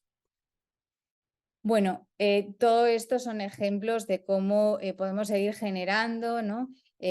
Conocimiento científico en todos estos temas tan interesantes que son retos realmente actuales y a veces sentimos, ¿no? Tenemos la sensación de que cuanto más sabemos parece que el objetivo se va alejando debido a la complejidad, ¿no? y a la cantidad de factores que vemos que pueden estar afectando en todos estos procesos. Pero a pesar de ello vamos a seguir trabajando para dar respuesta a todos estos retos que tenemos por delante. Y nada, quiero finalizar agradeciendo a las instituciones, a las agencias financiadoras, a las asociaciones de pacientes y todas las compañeras y compañeros que me acompañan en este camino del conocimiento en el ámbito del VIH. Muchas gracias. Muchas gracias, Eva. Bueno, otra conferencia súper interesante y muy amena. Y bueno, aquí puedes dejar de compartir pantalla, Eva, para que nos... De acuerdo. Bueno, animo a los participantes que dejen alguna pregunta en el apartado. Y bueno, mientras no aparece ninguna pregunta en el panel, bueno, alguno de los panelistas, Juan o Isabel, quiere hacer algún comentario, alguna pregunta. Bueno, no sé si queréis, rompo yo el hielo. Bueno, Oye, muchas gracias por estas dos charlas tan interesantes. La verdad es que, bueno, en particular la primera es que lo conozco el proyecto desde hace muchos años. Yo era compañero y amigo de José Ramón Alonso Fernández, que puso en marcha, creo que el laboratorio de metalopatías en el año probablemente 1978, en esa época más o menos. Exactamente, en 1978. O Pues sea, fíjate, había surgido de la mano de los profesores Peña y Fraga, y fue exacto, los que contactaron con José Ramón Alonso, y fue exacto. José Ramón Alonso el que puso en marcha este laboratorio de metabolopatías, y te puedo decir que él sigue, pese a que está jubilado desde hace unos cuantos años, sigue siendo una persona muy entusiasta. El día 3 de mayo tenemos una jornada hispanolusa de metabólicas, y ahí está anotado José Ramón Alonso, o sea que no cabe duda que estas personas con inquietud pues siguen teniéndolo toda la vida. Si estuviera ahí conectado, pues un saludo. Si no, pues cuando lo veas lo transmites.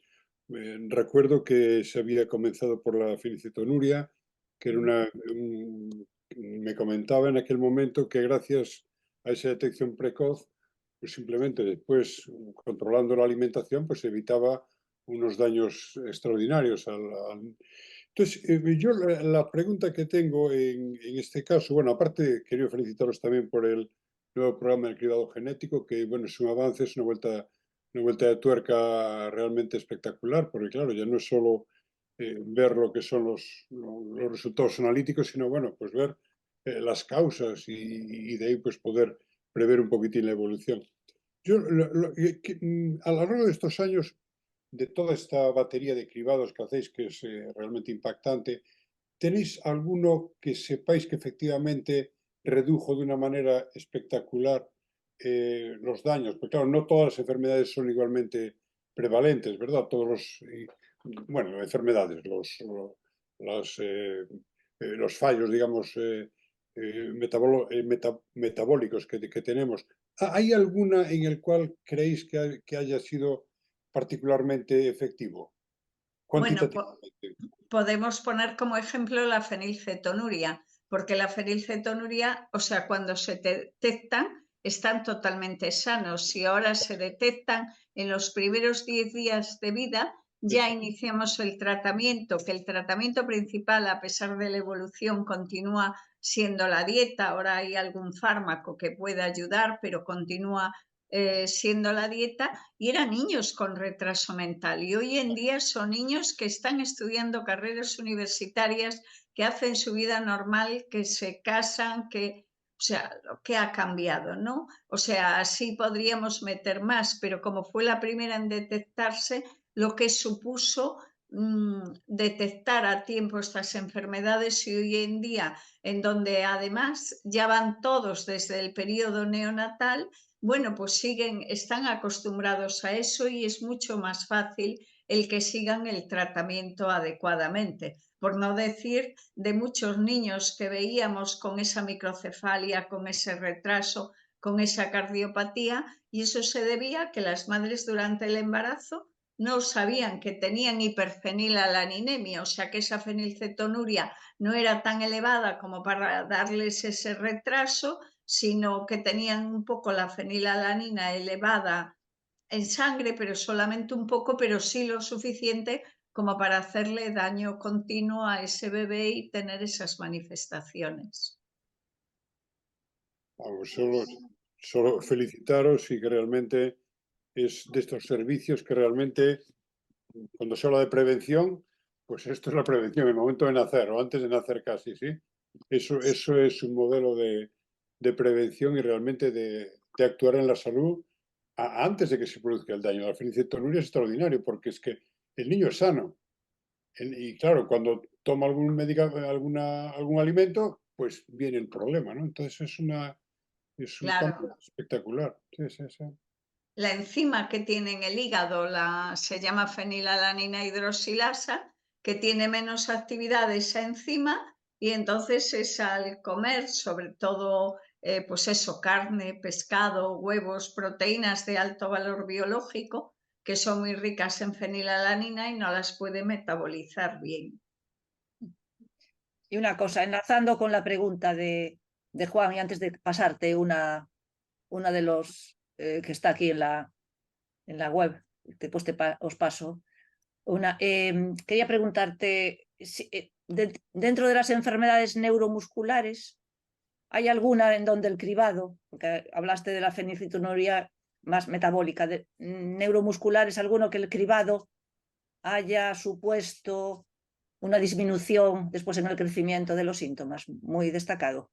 Vamos a ver, como enfermedades neuromusculares, la que empezamos ahora con el cribado ampliado, que fue hace un año, fue la AME, la atrofia muscular espinal. Hace un año y el tratamiento es terapia génica.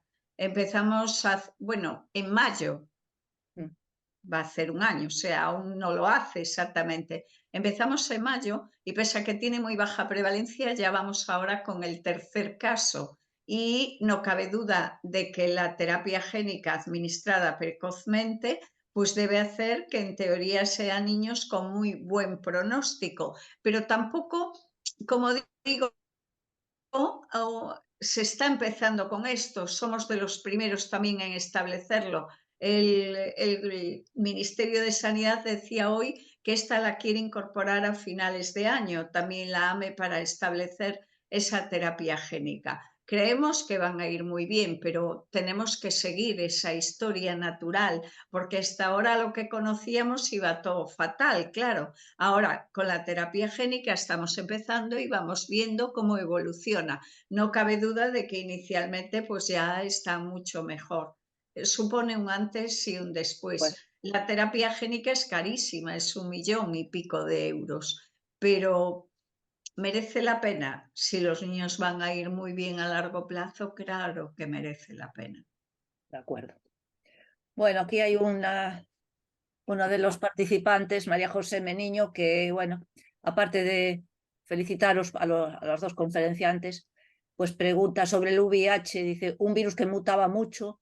Me pregunto cómo ha evolucionado este virus estos 40 años y si esos cambios son muy diferentes en los distintos países del mundo. Bueno, y dice, por si ese aspecto es interesante para combatirlo. Eva, es de tu tema.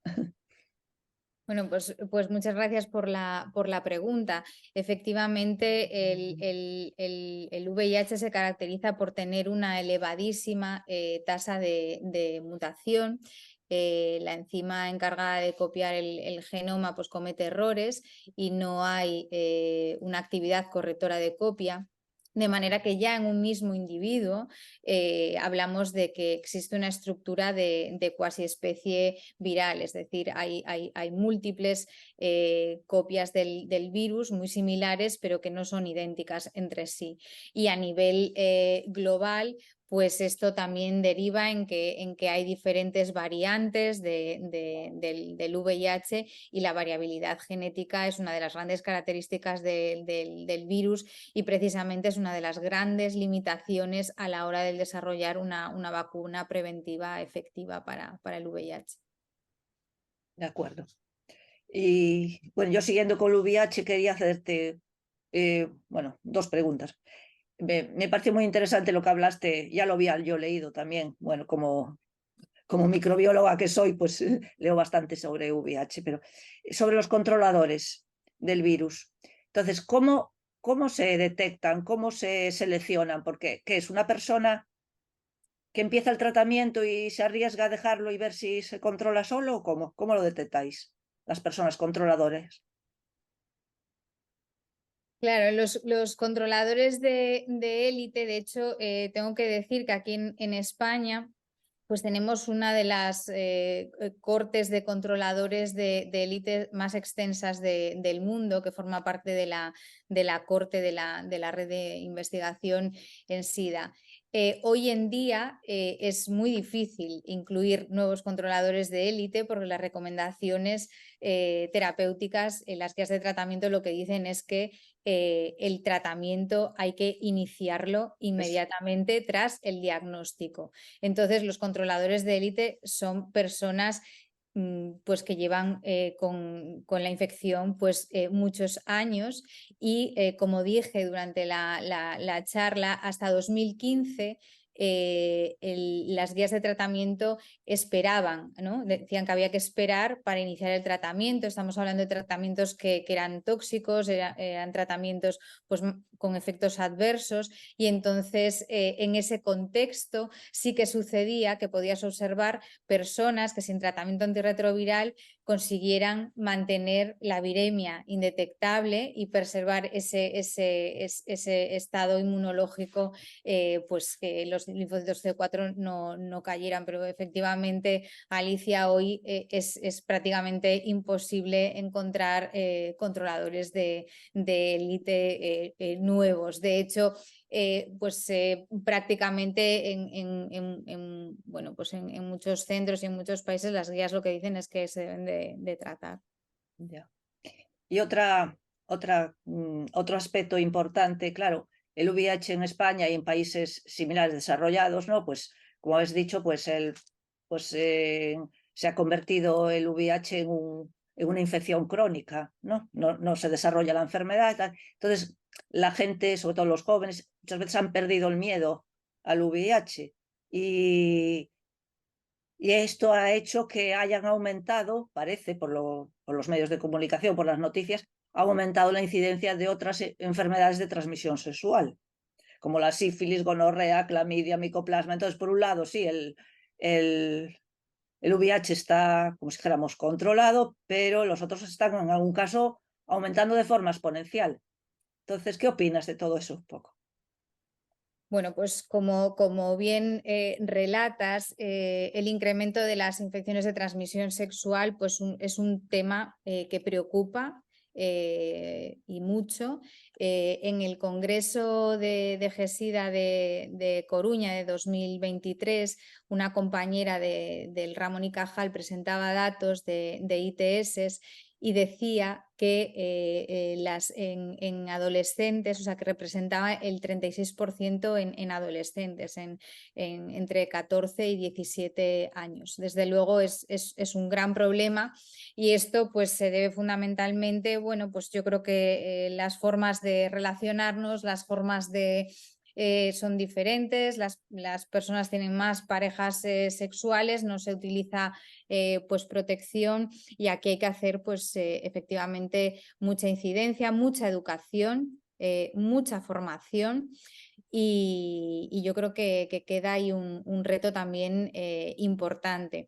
Dentro del proyecto que os comentaba de VIH Ciencia Abierta, que tiene varias acciones, una de ellas era precisamente talleres de VIH y ITS, y pudimos ir a centros educativos para hablar de VIH y de ITS, porque lo que estamos haciendo ya aquí pues es lo más importante, ¿no? Al final trasladar el conocimiento científico a la sociedad, y de esta forma, ¿no? Educar y saber en qué contexto nos estamos moviendo, y además en caso de dudas, de necesidades, a dónde hay que acudir. Muy bien. Bueno, bueno, aquí no aparecen, la gente nos anima mucho, o sea que Sí. ¿alguna pregunta más?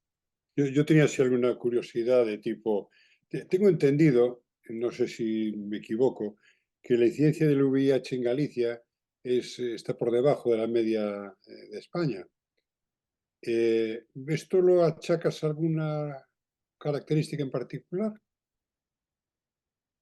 ¿Tienes alguna explicación? Porque en un principio, no sé, Bueno, por debajo, yo que sé, de La Rioja, claro, yo creo que porque si sí. me dices de Baleares, pues yo qué sé, pues a lo mejor allí hay más magalluz, pero no sé, de La Rioja o de Castilla y León, no se me ocurre el por qué estemos más protegidos. Bueno, al final se concentra, yo creo que mucho en grandes, ¿no? Cuidados. Grandes ciudades, y bueno, Galicia pues somos menos, y yo creo que eso puede ser uno de los Pero bueno, la Rioja no tiene megaciudades, ni Castilla y León, no sé, es una cosa, pero bueno. Pero comparado con el resto de España, a nivel Sí, global. sí, sí. Y la otra es que también, claro, ha perdido, esto es un poco lo que comentaba también Alicia, se ha perdido de alguna manera el miedo, ¿verdad? era una plaga bíblica la que estábamos sufriendo al principio, una enfermedad, pues, eso, un castigo divino. Y de pronto eso, tras que se demuestra que no se consigue, que no sea mortal de necesidad, que se consigue mantener, ¿no crees que esto hizo bajar un poco la guardia? Porque de hecho se siguen detectando casos nuevos, ¿verdad? No recuerdo la cifra, pero a mí me había llamado la atención una vez que se había publicado aquí en Galicia, no sé, hablaban de 200 al año, algo así, me parece.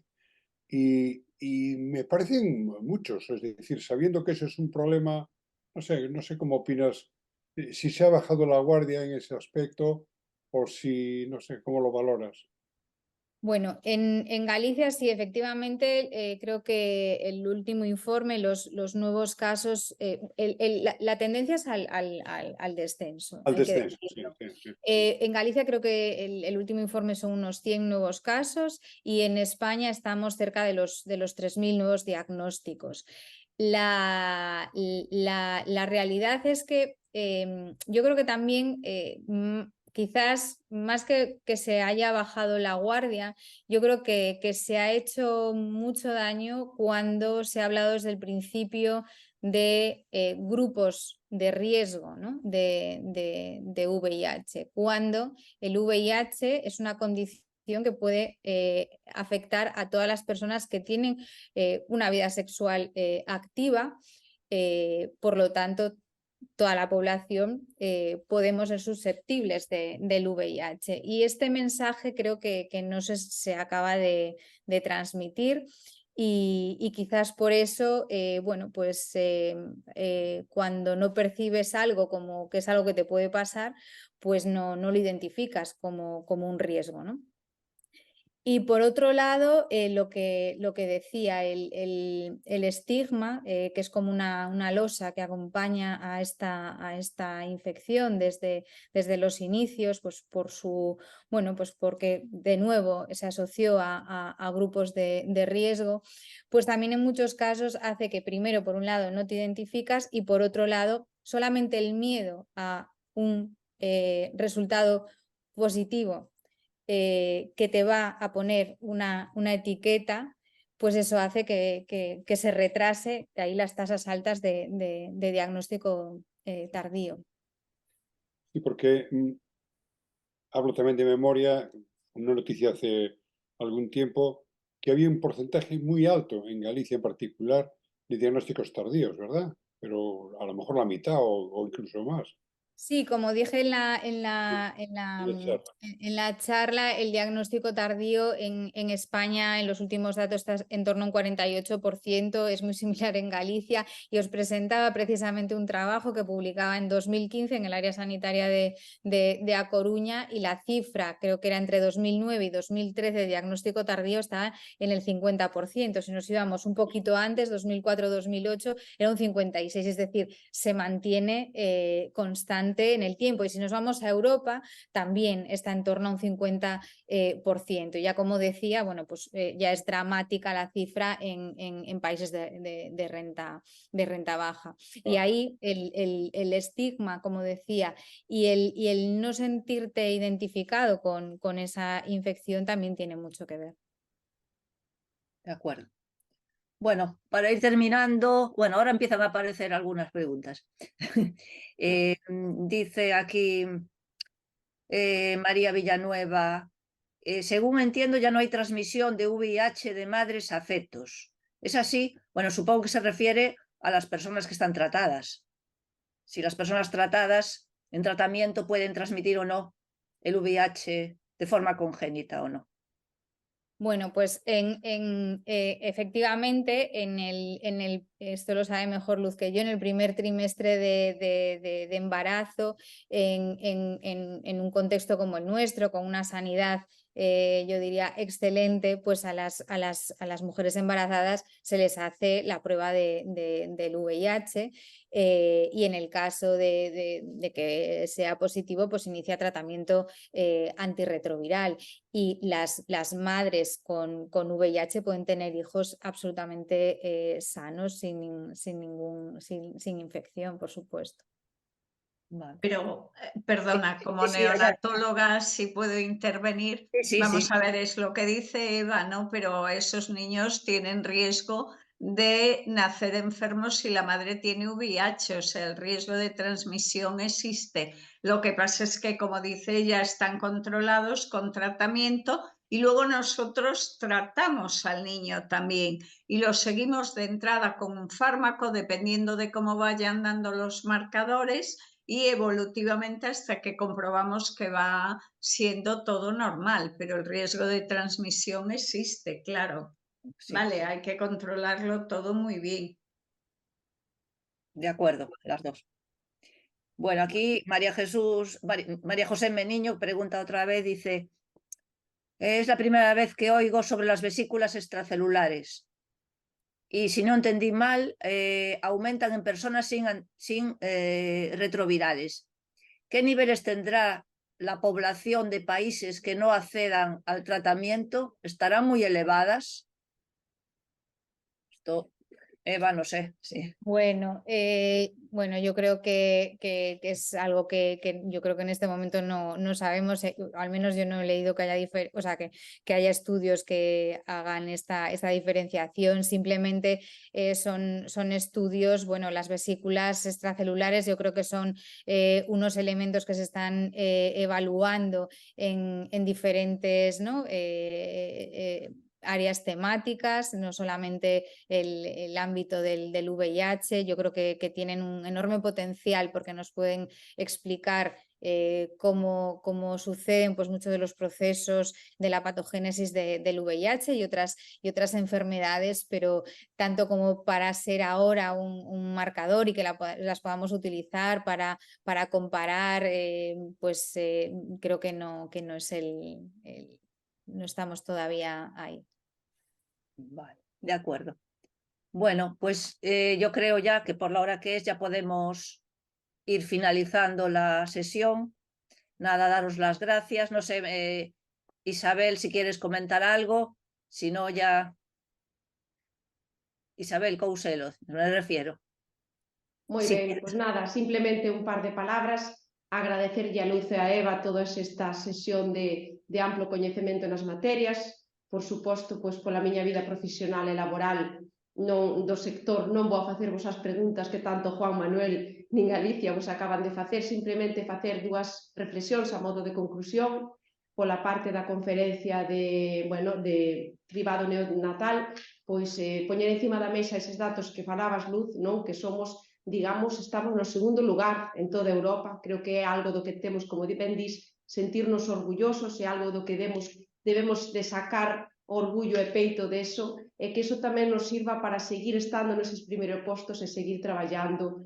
Agradecer o vosso traballo que facedes, que me parece moi importante. E tamén facer un pequeno matiz ao que ti tamén comentabas, non? Que ao final en España pois, temos esa diferencia dependendo da comunidade autónoma na que vivimos, e creo que debería ser fundamental que todos os nenos que nacen en España pois que puideran ter a mesmas oportunidades, non? E polo tanto creo que é moi fundamental instar e poñer encima da mesa que traballemos xuntos para que iso sea así e que calquer neno que nazca en España, sea de onde sea, pois que teña as mesmas posibilidades e eses tratamentos de excelencia, non? E, bueno, en canto a ti, Eva, pois un pouco mesmo, agradecerche o labor que estades facendo, comentar tamén, simplemente facer dúas reflexións e que tomei nota, pois dúas cousas que sí que me impactaron e creo que son importante pois refrescar, non? Pois o que ti comentabas, non? Que indetectable é igual a intransmisible, non? Me parece iso fundamental recordarlo na poboación, porque eses medos que temos moitas veces na sociedade, pois sacar eses medos, non? Esas, digamos, esas barreras que existen a día de hoxe todavía, e creo que é importante pois, poñelo tamén encima da mesa e darlle visibilidade e publicidade. E despois tamén, pois o que ben ti decías, non? O reto hacia onde temos que traballar, que ven sendo vacuna e cura, non? Que sexa un reto que, a pesar de que a día de hoxe ao mellor o vemos moi a largo plazo, pois desexar e soñar con que sea o máis pronto posible, máis que a tarde, un pouco facer extensible tanto a Luz como a Eva, pois que darvos as gracias e agradecer a labor que facedes de investigación, que sigades traballando da man das institucións e da man de todos os organismos nos que colaborades e que estamos nas vosas mans, así que nada máis agradecervos a vos participar, a Real Academia Galega de Ciencias e pola miña parte nada máis, encantada de poder participar. Muchas gracias y bueno, pues nada, ya voy a terminar nada, agradeciendo a las dos, a Mariluz y a Eva, por vuestras conferencias, por haber participado en este ciclo y nada, de nuevo reitero las gracias a la Diputación y a ti, Isabel, por haber estado aquí todo el tiempo aguantando lo que se dice, las dos charlas, aunque no sean de tu especialidad y siempre se aprende, para eso Claro que sí. es el objetivo, divulgación, aunque no sean de nuestra especialidad. Y bueno, nada, emplazo a los participantes a la siguiente charla, que será la próxima semana, próximo jueves, también a las 7 de la tarde. Entonces, si no hay más, pues yo me despido y nada, de nuevo, pues nada, un abrazo